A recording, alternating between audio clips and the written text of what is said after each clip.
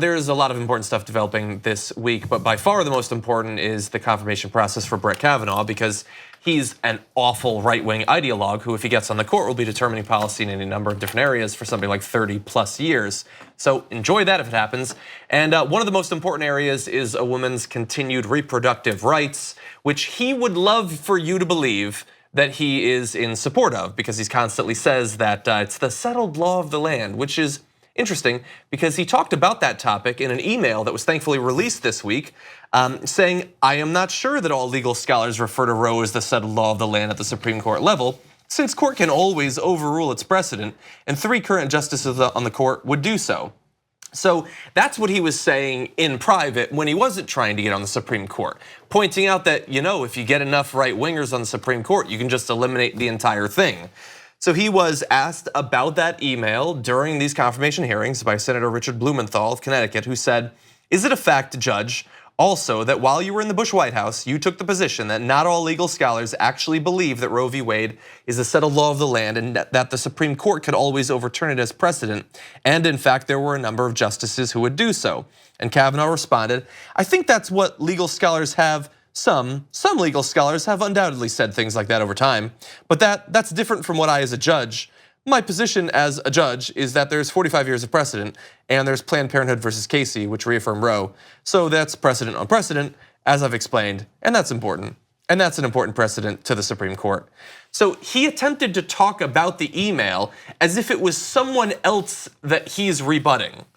But that was him, and that wasn't him as like, a right-wing 18-year-old, college Republican. That was him as an experienced right-wing lawyer in the Bush White House saying, don't even worry about this. If we get enough right-wingers on the court, we can get rid of it. And now he is attempting to do just that. Remember, he's a political apparatchik. He grew up in politics. So he worked with Karl Rove, he worked in the Bush White House, and his job was to be partisan on these issues. And now, I'm not in the camp of TV pundits who are like, oh my God, they're just supposed to call balls and strikes. We all know they're political, of course. The liberals are political, the conservatives are political, but this guy worked in politics. So his job was to try to get people onto the courts that wanted to overturn Roe versus Wade when he worked for the Bush White House. So now, and he already had a chance to rule on at least a related case, in a case where the US government was holding a pregnant immigrant minor. He voted in that case, or ruled in that case.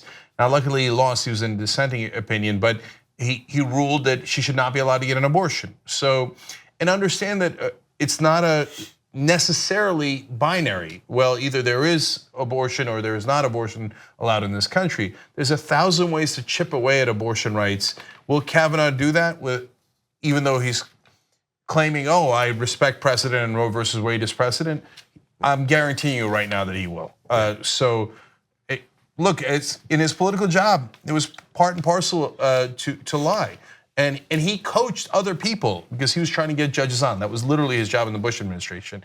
He would say, hey, make sure you don't answer the questions. Make sure you say, oh, it's important for the judiciary to be independent, etc. That's also in the emails and the memos.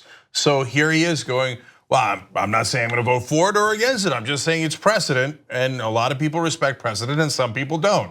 That's not a useful answer. Yeah. And so it would be shocking if he didn't at least take away a lot of the rights that there are in different states. And we can talk about all those different restrictions that he could vote on. Yeah, and I mean, this is one of the areas where he's obviously been put there to do this. This is what he wants to do. But there are any number of other areas where he's going to be absolutely terrible. He apparently, in every instance where he's been able to vote on something having to do with the environment, this is a guy who apparently doesn't believe that he lives on Earth because he's willing to see it, be set on fire, turn toxic, all of that. They did an analysis of 12 years of his record on the circuit court, and when there was corporate interests versus the people's interests, he voted with the corporations 87% of the time. And that's workers' rights, that's labor, and that's the environment. It's all of this.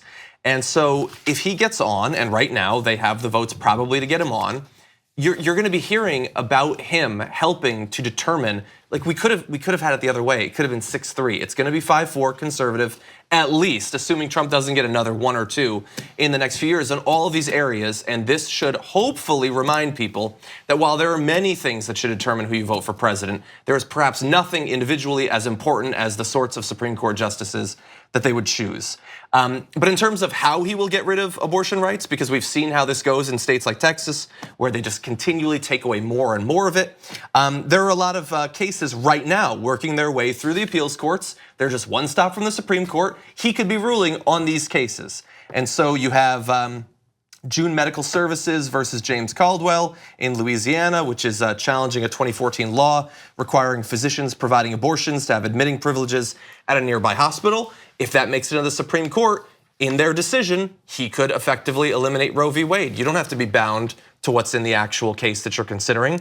In Texas, there's Whole Woman's Health versus Ken Paxton et al., challenging a 2017 Texas law banning a second trimester abortion procedure called dilation and evacuation. In Kentucky, there's one. If we jump ahead, Ohio, Indiana. We're not going to go through all of them. We're not going to show you all of them. There's at least 12 or 13 right now, let alone ones that'll come in future years. Any one of those could result in either a massive dialing back of your rights under Roe v. Wade or the complete elimination of it.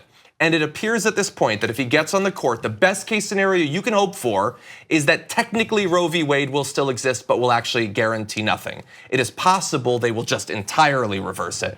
But they seem set to effectively remove any ability it has to ensure your reproductive rights. Right. All of these cases, just looking at them all together, like they essentially ban abortion. States are using all of these different reasons, banning abortion on the basis of citizenship, the age of the mom, parental permission, Down syndrome, fetal disability, like forcing ultrasounds. And I think none of these, the argument against it is none of these have the benefit of the patient, and that in most of these cases, they actually cause harm. And it just keeps going and going, because a lot of these cases hinge on state legislature enacted laws. So that's from your state legislature. So Indiana, say, passed a law and it's made its way up to the Supreme Court because the regional court, the district court blocked it, and it's making its way to the Supreme Court. What's so frustrating about this is there's a lot of state legislature voting district boundaries that are so gerrymandered, and the place that buck stops when it gets appealed can be all the way up to the Supreme Court. Yeah. And then there's another reason to keep your Supreme Court, but that's also another reason that you need to fight extra hard to make sure that these laws aren't passed in the first place, and that you do have some kind of review on how your districts are being drawn. And you need to fight extra hard, because this is the time when hopefully they're falling asleep when it comes to voting for your local legislators. And you need to be the most awake you've ever been. So I'm just going to give 3 quick examples. John mentioned needing admitting privileges in a hospital to be able to provide an abortion. You might think, well, what's the big deal about that? No, that's a trick. So for example, in Louisiana, then the hospitals deny admitting privileges to people who are doing abortions, and then you have effectively ended abortion in that state. So that way there's no big moment where they go Roe versus Wade is dead and people get really animated and upset and they go and vote Republicans out because 2/3 of the country is pro-choice. You just drift off to sleep and they get what they want quietly. And that way, Kavanaugh can say, well, I didn't kill Roe versus Wade, I just ruled on these cases. Another one says they request a patient's entire pregnancy history before they allow an abortion. You know what that means?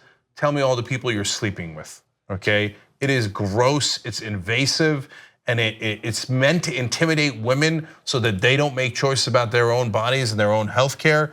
Another one is a bill in Indiana that Vice President Mike Pence was in favor of, where you have to ceremonially bury or cremate the remains of the fetus, and they make the women do that. That is gross. It's unbelievable. And so they do all these different ways so they effectively end your rights and try to make sure that you don't notice. So that's the trick that's being played here. I wish that, first of all, that all Americans, the 2/3 of us that are pro-choice, had surrounded the building while they were doing these hearings. It would have been an amazing visual if Women's March had come down during these hearings and surrounded the building. That would have been amazing. So now, and then finally, most importantly, what you need to surround is the polls.